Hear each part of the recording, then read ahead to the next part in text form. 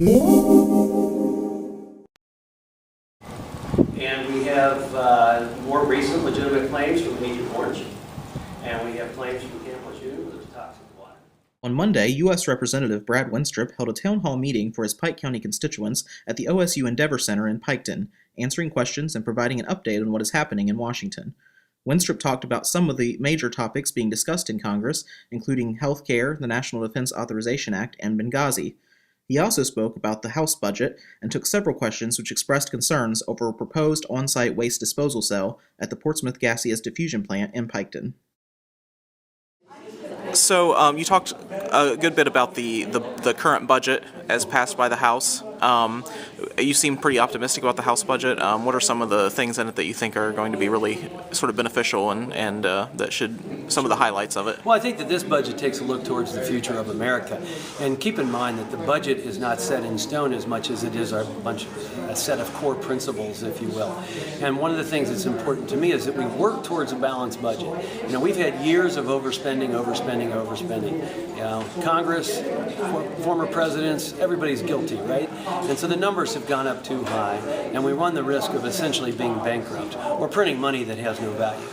And so what I'm encouraged about is tax reform that could take place to simplify the tax code for Americans, and also working towards a balanced budget over 10 years, and eventually paying off our debt. Can you imagine what this country could be like if we did not have debt or minimal debt?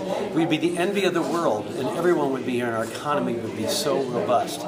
But as long as we're looking like we're going in a bad direction, it makes it more and more difficult for us to achieve economically. And when that is hurting us, then it hurts us with jobs, and that's the bottom line. Because the greatest thing a person can have is a job and know that they can take care of themselves and their family. Okay. And obviously, lots of questions today about the proposed on-site waste disposal. I'm guessing you're going to be looking into that issue quite a bit, and other issues that are plant-related. Well, it's very clear that that's a hot topic in this area, and understandably so.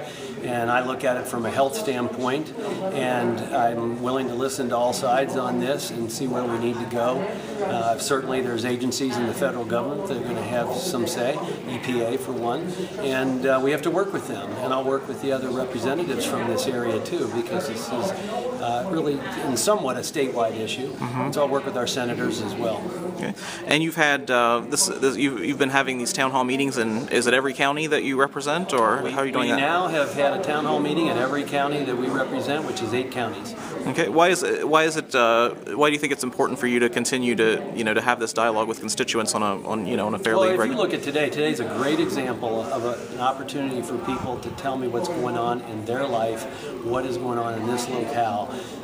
It's up close and personal with the people that you're representing, and that's much better than a piece of paper on your desk.